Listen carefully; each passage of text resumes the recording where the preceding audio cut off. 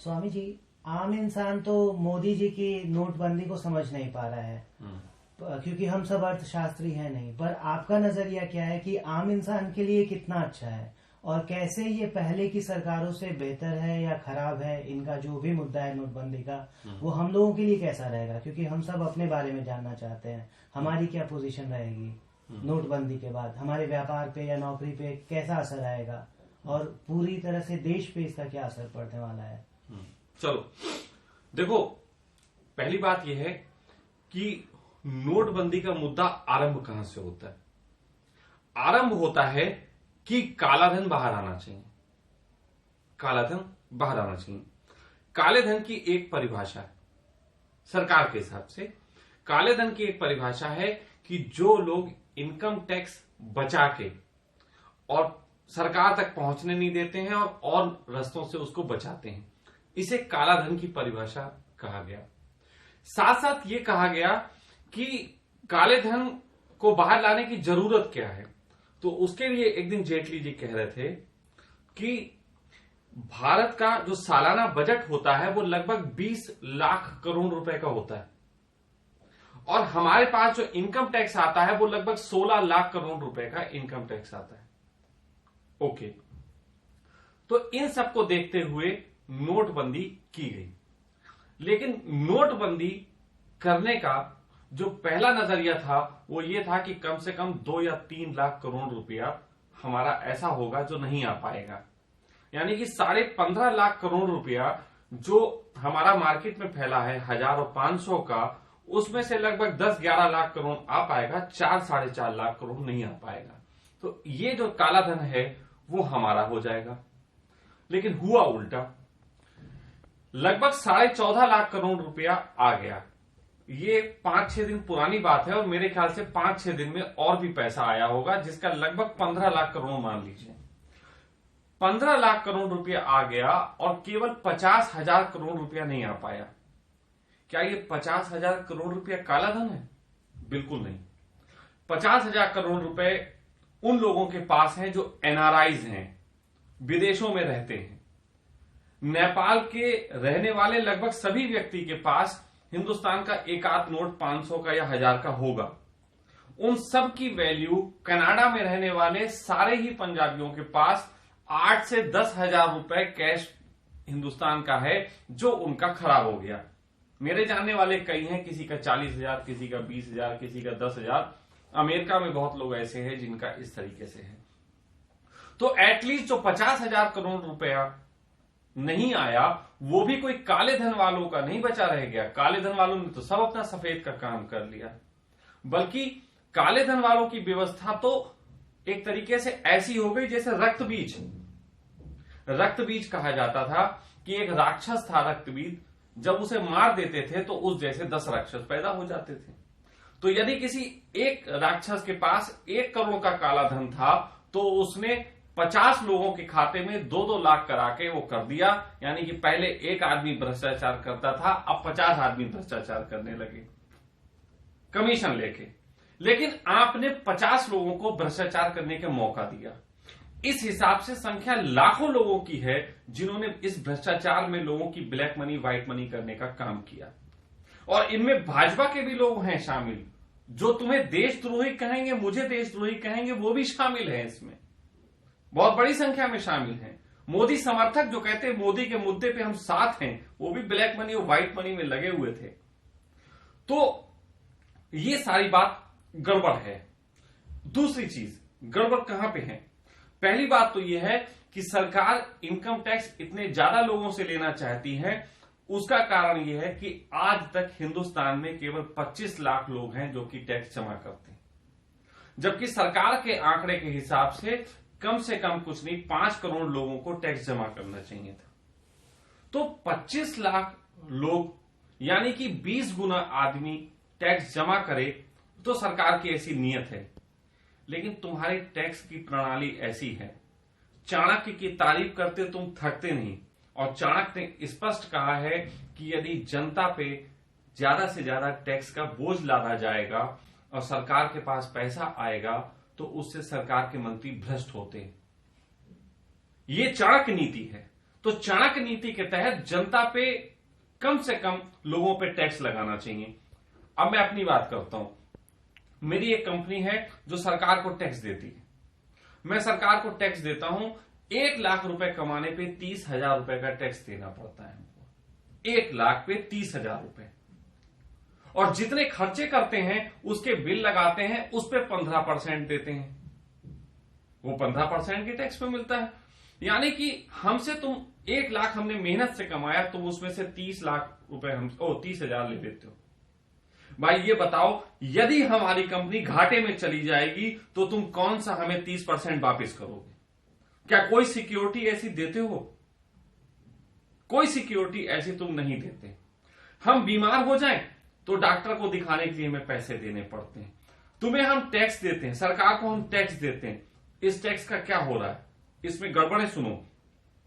Road tax हमसे तब भी लिया जाता है, हम कार लेके जाते हैं, हम साले को रोड टैक्स देते हैं, हम सब जगह पर्ची कटाते हैं। वाटर टैक्स हम देते हैं, हाउस में रहते हैं हाउस टैक्स हम देते हैं। मतलब एक बार हमने मकान ले लिया तो जिंदगी भर टैक्स देना है। हाउस टैक्स भी हम देते हैं, बिजली का बिल हम देते हैं, हर चीज हम देते हैं। सरकार हमें क्या देती? सरकार ये कहती है कि हमें देने के नाम पे सरकार कहती है हम आपको सेना की सुरक्षा देते हैं, पुलिस की सुरक्षा देते हैं, कानून व्यवस्था हम आपको देते हैं। मुझे नहीं नजर आता हिंदुस्तान में कहीं कानून व्यवस्था है और पुलिस में कोई फ्री में काम होता हो। पुलिस के नाम पे तुमने गुंडे रख रखे हैं जो कि हर बात के मांग लेते हैं, एक रिपोर्ट लिखाने के पैसे दिए जाते हैं। कानून व्यवस्था के नाम पे मैं एक पहली ऐसी बात कह रहा हूं जो किसी भी व्यक्ति ने आज तक कहने की हिम्मत नहीं की। आपको तारीख लेने के 40 रुपया देने पड़ते हैं। आज की तारीख में देने पड़ते नहीं, 40 रुपया जज के सामने आपसे ले लिए जाते हैं। ये हिंदुस्तान की कानून व्यवस्था है। और मैं नहीं समझता कि जो भी गया होगा न्यायालय में उसको ये पता नहीं होगी। कोई विरोध करता है?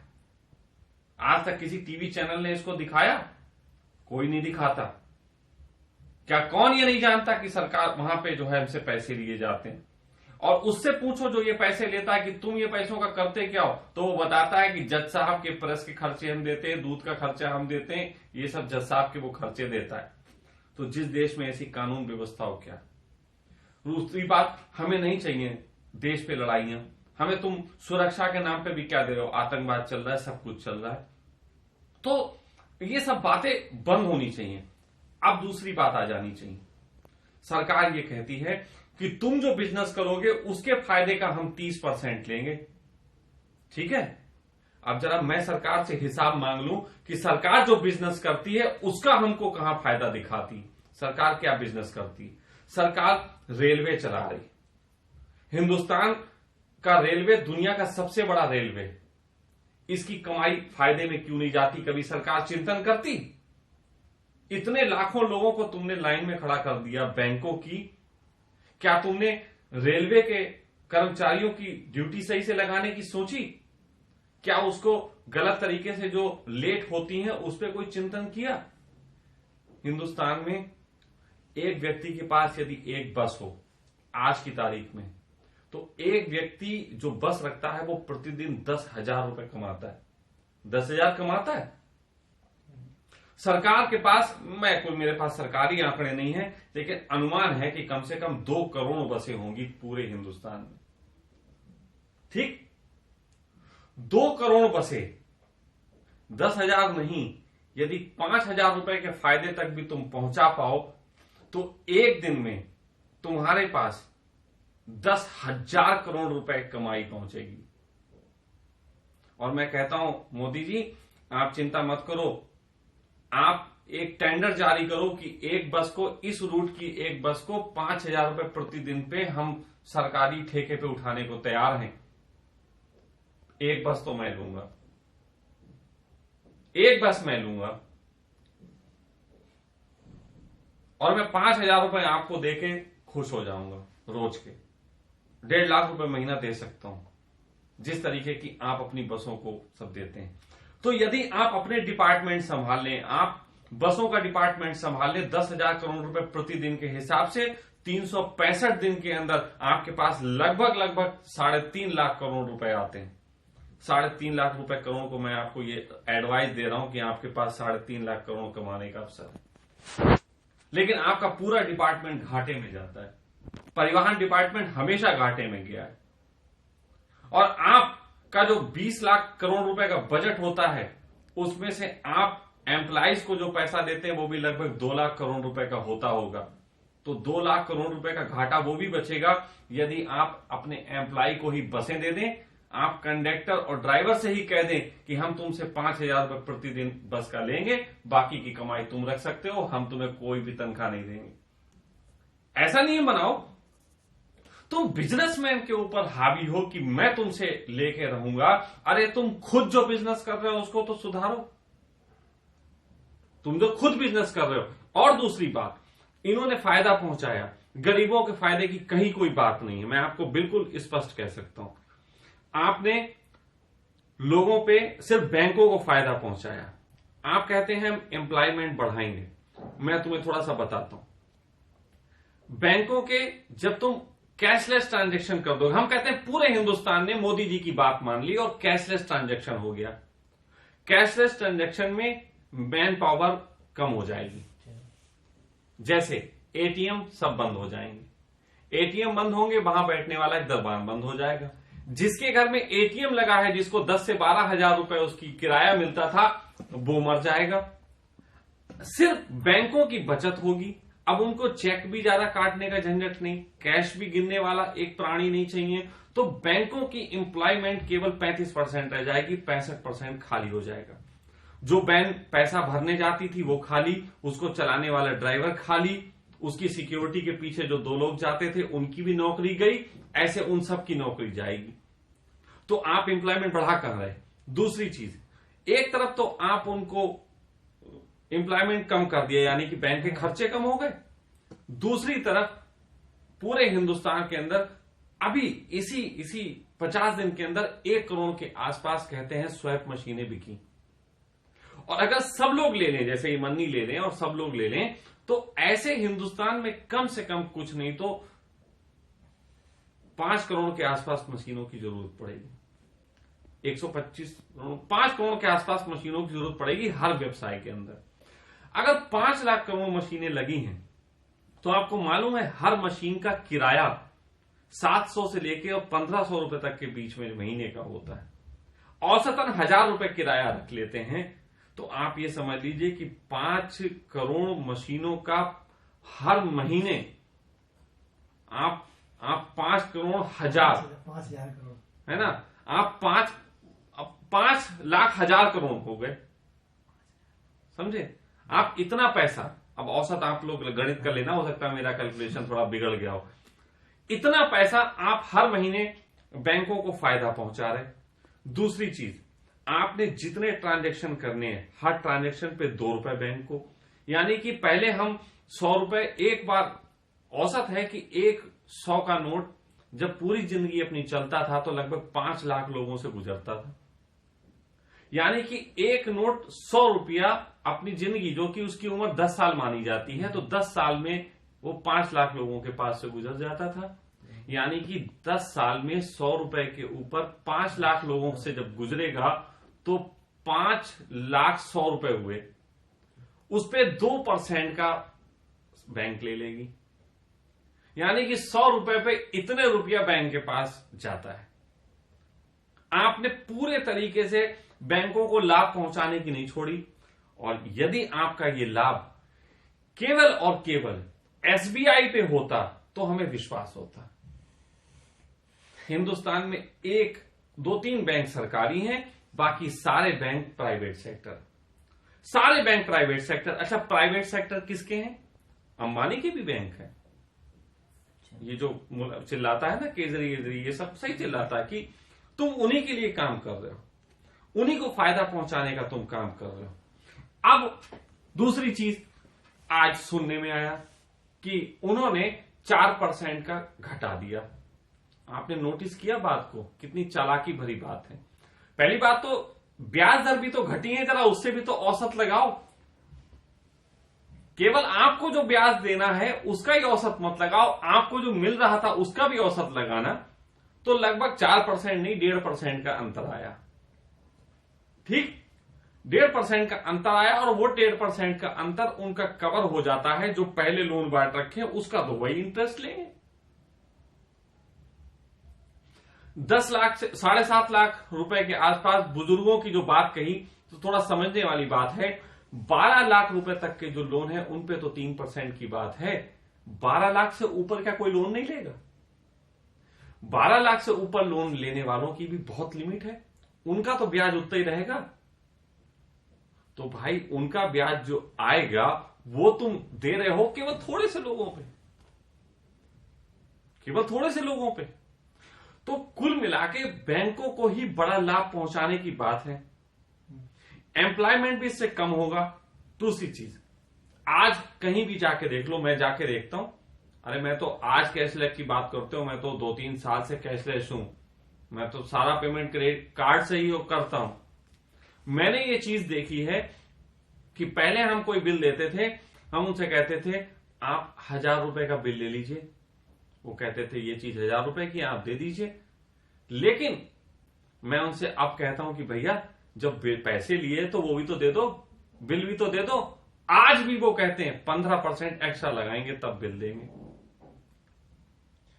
15% एक्स्ट्रा लगाएंगे तब बिल देंगे। तो घोटाले तो आज भी चल रहे हैं। आप गरीबों पे जब हर चीज पे आपका 15% एक्स्ट्रा देना पड़ जाएगा तो उस कंडीशन में महंगाई बढ़ेगी कि सस्ता होगा? महंगाई बढ़ेगी। जब महंगाई बढ़ जाती है तो उसका एक परिणाम आता है। मुझे क्रोध किस बात का, जरा वो भी सुन लो। मैं धार्मिक व्यक्ति हूं, इस देश के हम गुणगान गाते नहीं घूमते पूरी दुनिया में। सच कहें तो पूरी दुनिया के पास हम ऐसा कुछ भी नहीं करते जिसके गुणगान गाएं, लेकिन फिर भी पूरी दुनिया हिंदुस्तान की तरफ आकर्षित होती है। 2-3 चीजें हैं। पहला, यहां के लोगों में व्यवहारिकता है। अभी कम से कम इतना समय है कि शाम को मूंगफली खा के बातें कर लेते हैं, है ना। थोड़ा सा ऐसा है कि एक आदमी नहीं भी कमाता है घर में, फिर भी कोई बात नहीं, एक कमाता है 4 लोग बैठ के खा लेते हैं। अभी ऐसा चलता है, अभी ऐसा चलता है। जैसी महंगाई बढ़ेगी और हम विदेशी पैटर्न पे उतरेंगे, विदेशों में भी कोई भी आदमी खाली बैठ के नहीं खा सकता, घर में हर आदमी को कमाना पड़ता है, हर आदमी को कमाना पड़ता है। जैसे ही हम उस पैटर्न को इस देश पे लागू करेंगे, हमारे देश में भी हर आदमी को कमाना पड़ेगा। और क्योंकि हमारे पास कमाई के इतने सोर्स नहीं है, इसलिए यहां पे उपद्रव बढ़ने वाला है, इसलिए यहां पे उपद्रव बढ़ेगा। बात ये है, अगर कोई देश के लिए सोच रहा है, कोई कर रहा है, क्या वो गलत है?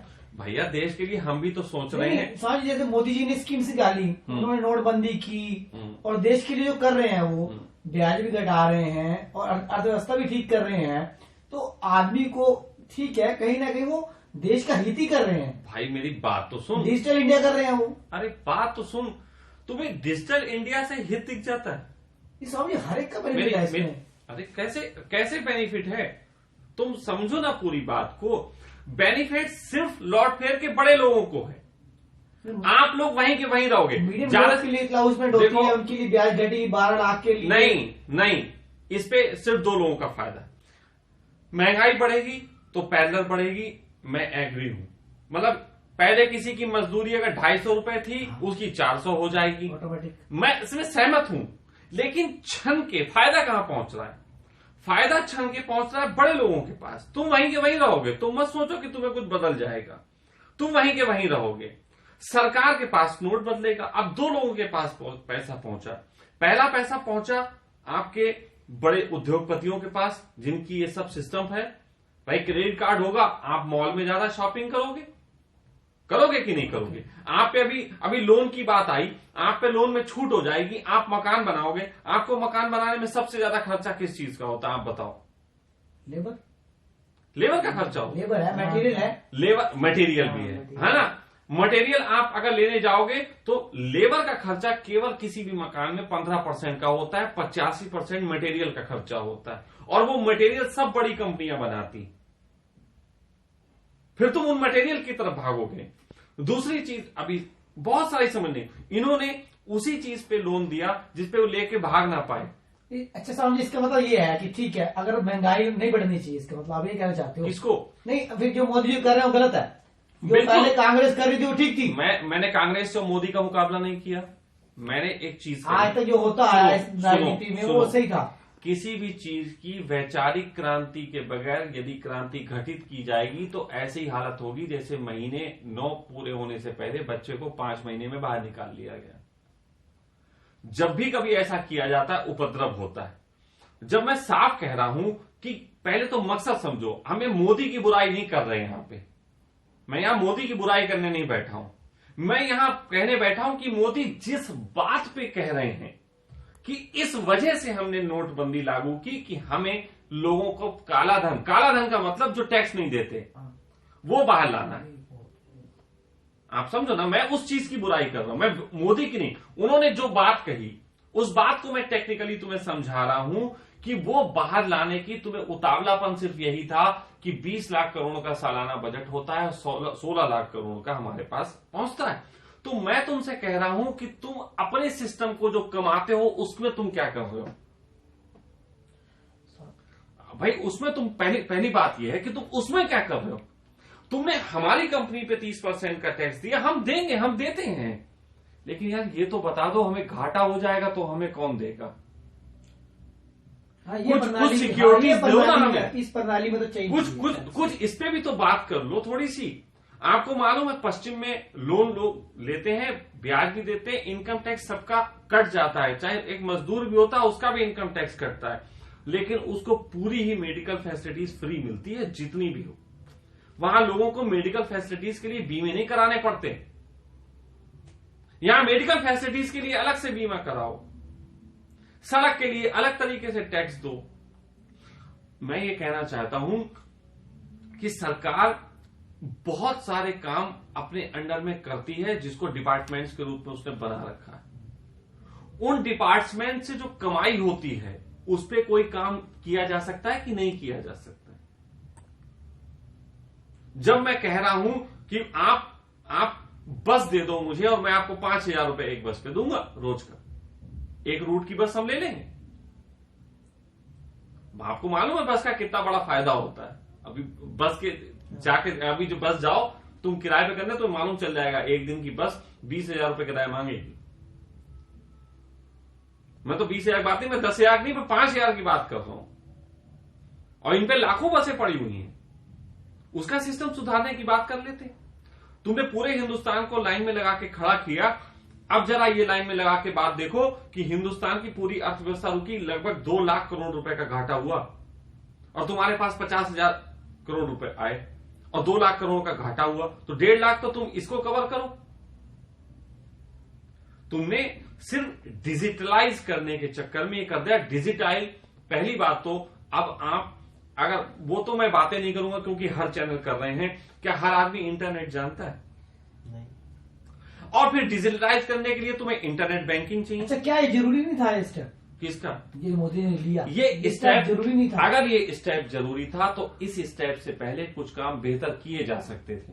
मैं ये कहूंगा कि आपको इंटरनेट जब एक जियो जैसी कंपनी पूरे हिंदुस्तान में फ्री बांट रही है तो यही काम बीएसएनएल क्यों नहीं कर सकती थी? बीएसएनएल सरकारी कंपनी है, यही काम बीएसएनएल क्यों नहीं कर सकती थी? और यही काम अगर तुम्हें करना है तो तुम सारे कम से कम जितने भी ऐप बनते हैं जो कि डिजिटल पेमेंट के काम आते हैं, जैसे कि जो भी ऐप हैं सरकारी ऐप, मैं ये कहूंगा तुम पेटीएम से क्यों भुगतान करो, पेटीएम से क्यों भुगतान करो, तुम सरकार क्यों नहीं ऐप निकालती? पूरे अपने ऐप साफ कह दे सरकार कि हमें कोई भी प्राइवेट ऐप नहीं चाहिए। प्राइवेट ऐप पे मैं इतने सालों से ये करता हूं नेट बैंकिंग, लेकिन आज तक मैंने पेटीएम यूज नहीं किया। मुझे भी इस बात का डर है कि यदि मैंने एटीएम में अकाउंट बनाया पेटीएम में और कहीं पे मेरा पैसा इधर से उधर हो गया तो इसका कौन जिम्मेदार है? और ऐसा है भविष्य में लड़ाई जब होगी, चीन से हो जाए या पाकिस्तान से हो जाए, तो भविष्य की लड़ाइयां तोपों से नहीं होंगी। भविष्य की लड़ाइयां होंगी तुम्हारे अकाउंट हैक कर लिए जाएंगे, बैंक का सारा पैसा देश निकाल लिया करेंगे, ऐसी लड़ाइयां होंगी। शायद तुम्हें ये दिखता नहीं, मुझे दिखता है। और चीन जैसी कंपनी का एक आदमी पेटीएम चलाता है, हिंदुस्तान में कितने करोड़ खाते उसने खोल लिए, सबके बैंक की अकाउंट उसके पास हैं, वो जब चाहे घोटाला कर सकता है। और तुम्हें हिंदुस्तान में बात बता दें, तुमने डिजिटल पेमेंट की तो बात कर दी, अभी किसी के बैंक के खाते से पैसे निकल जाएं तो उसका जो डिपार्टमेंट है जहां तुम केस लिखा सकते हो, उसका भी एक डिपार्टमेंट है। ये तुम्हें नहीं मालूम कि अगर तुम्हारे बैंक खाते में पैसे निकल जाएं 1 लाख रुपए, तो उसकी तुम जहां रिपोर्ट लिखाओगे और वो रिपोर्ट लगा के जहां सुनवाई होती है, उस अदालत में आज तक कोई जज नियुक्त नहीं किया गया, मतलब कोई जज नहीं वहां सुनवाई करने वाला। तुम्हें नहीं मालूम है ये बात कि उस जगह जहां पे तुम्हारा पैसा निकल जाए सुनवाई करने वाला कोई जज नहीं। मैं तुमसे पूछता हूं, तुम दुकान बनाते हो सबसे पहले शटर बनाते हो कि पहले माल भरते हो? शटर क्यों बनाते हो, माल क्यों नहीं भरते? शटर बनाते हो सिक्योरिटी के लिए। जब तक कोई देश सिक्योरिटी की पूरी बात ना कर ले, उसे किसी भी नई चीज को लाने का अधिकार नहीं। पहले सुरक्षा की बात करो। हिंदुस्तान के सिक्योरिटी कमी है? कहां, पूरी कमी है। आप आज तक मुझे आप लाके दिखा दीजिए कि जितने भी बैंक से घोटाले हो गए, लोगों के पैसे गायब हो गए, एक भी आदमी के पैसे की सुनवाई तक हुई हो। स्वामी जी एक प्रश्न और है, जैसा आपने बताया कि टैक्स के बारे में कि टैक्स हम 30% इनकम टैक्स दे देते हैं और उसके ऊपर से भी बिस्किट तक भी खरीदते हैं तो टैक्स देते हैं, पर ये टैक्स की पॉलिसी तो बहुत पुरानी है, इसमें तो संशोधन जो है इधर बीच कुछ ऐसा हुआ नहीं, ना ही मोदी ने किया। तो मोदी तो एक बस नया काम कर रहे हैं, इसमें उन्होंने टैक्स को लेके छेड़छाड़ नहीं किया। मैं इसमें दूसरी बात कहने जा रहा था। अगर तुम ये बात आते हो तो मैं मोदी को एडवाइस करता हूं कि तुम अपने टैक्स की प्रणाली में कम से कम टैक्स का परसेंटेज कम कर दो, देने वालों की संख्या बढ़ जाएगी। समझो बात को। इसको हिंदुस्तान में ऐसा नहीं है, किसी को भी अच्छा नहीं लगता कि वो आदमी टैक्स ना दे और उसको घोटाला करना पड़े, लेकिन यहां 100 रुपए में से 30 रुपए देते हड़ता है। 100 रुपए में से 30 रुपए देते हड़ता, ये तुम भी समझ सकते हो, मैं भी समझ सकता हूं। और 100 रुपए में से 30 रुपए देते जब हड़ता है तो आदमी घोटाला करता है। 100 रुपए में से 10 रुपए हम भी दे सकते हैं, 10 तो हम तब भी दे देते हैं, मतलब 14-15% दे देते हैं जब हम पिज्जा खाते हैं। लेकिन भाई इतना नहीं चलेगा। मैं कहता हूं कि तुम कम करो टैक्स कम करो और तुम देखो देने वाले बढ़ जाएंगे, और देने वाले जो बढ़ जाएं उनको सिक्योरिटी दो। तुम सीधी सी कह दो कि जो आदमी टैक्स देता है उसकी मेडिकल फैसिलिटीज इतनी होगी। तुम सीधा सा कह दो कि जो आदमी टैक्स देता है उसके मुकदमों की सुनवाई 5 साल के अंदर होगी। आप कुछ ऐसे लॉ बनाओ ना। आप ये कह दो कि जो आदमी टैक्स देता है उसकी गाड़ी किसी सड़क पे जाएगी तो वो उसको टोल टैक्स नहीं देना पड़ेगा। आप ऐसे नियम बनाओ ना। मैं कहता हूं देने वालों की संख्या बढ़ जाएगी। जी बिल्कुल। पर एक सवाल और उठता है, क्योंकि मोदी तो अभी बिल्कुल करंट आए हुए हैं, ऐसा तो नहीं है कि बहुत पहले। अच्छा एक बात बताओ, क्या कोई आदमी अगर करंट आया हो, जैसे झाड़ू लगाने वाला तुम्हारे इलाके में करंट आया हो तो 6 महीने तक वो झाड़ू न लगाए, ऐसी माफी चलती है? नहीं।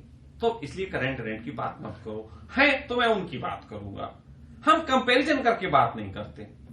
अगर हम कंपैरिजन करके बात करें तो हम ये भी कह सकते हैं कि कांग्रेस ने 65 साल में मान लो बहुत कुछ नहीं किया, लेकिन अंग्रेजों से तो ज्यादा ही किया। ये बातें अच्छी नहीं है। मैं यहाँ कांग्रेस और बीजेपी करने नहीं बैठा हूं। मैं सीधी सी बात कह रहा हूं, ये सब साले एक जैसे हैं।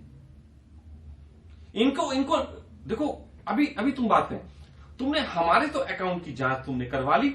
अरे तुमने अपने अकाउंट की जांच भी करवानी चाहिए थी जो तुमने सरकारी बना रखे हैं। ये तुम उसके पार्टी के नाम पे, अरे पार्टी के नाम पे तुमने बना रखे, उसकी जांच की क्यों नहीं बात की? ईमानदारी तब तुम्हारी कहां चली गई? तब तुम्हारी देशभक्ति को कौन सा कीड़ा खा गया था भाई? तब तुम्हारी देशभक्ति को कौन सा कीड़ा खा गया था? और बात करते हैं इस चीज की कि हमने गुप्त प्लान बनाया, हम गुप्त प्लान के तहत नोट बंद किए ताकि किसी को खबर ना हो। तो आपको जानकारी दे दे, इस हिंदुस्तान के अंदर 4 प्रिंटिंग प्रेस हैं और चारों प्रिंटिंग प्रेस महागुप्त योजना के तहत चलती हैं, वहां के अंदर क्या हो रहा है इसकी खबर बाहर नहीं आ सकती। ऐसी व्यवस्थाएं हैं कि अंदर नोट छप रहे हैं, कौन से क्या बाहर खबर नहीं आ सकती। आप वैसे काम कर सकते थे अगर नोट बदलने थे तो सिर्फ, लेकिन नहीं, नोट बदलने का मकसद नहीं था। मकसद इनका यही था कि किसी तरीके से डिजिटल व्यवस्था को किया जाए।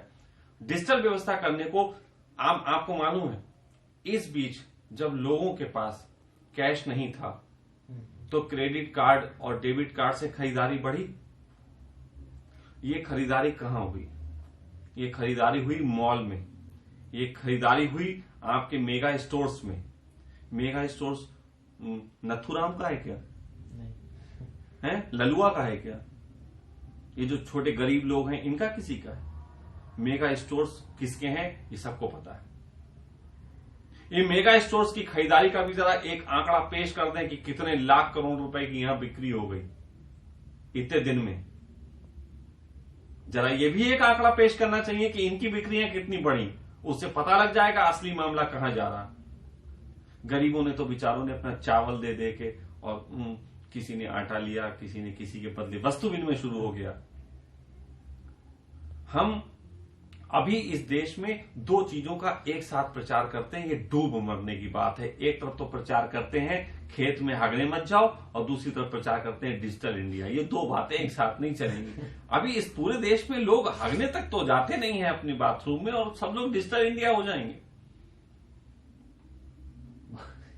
थोड़ा सोचने वाली बात है। दो बातों का प्रचार, एक हमें इस देश की पब्लिक को दो बातें, कहीं ना कहीं मतलब मोदी जी का जो निर्णय है वो गलत है। मतलब पहली बात ये कहते हैं ये निर्णय पूरी तरीके से गलत है, और जो बातें कही जाती हैं उन बातों में तो बिल्कुल गलत है,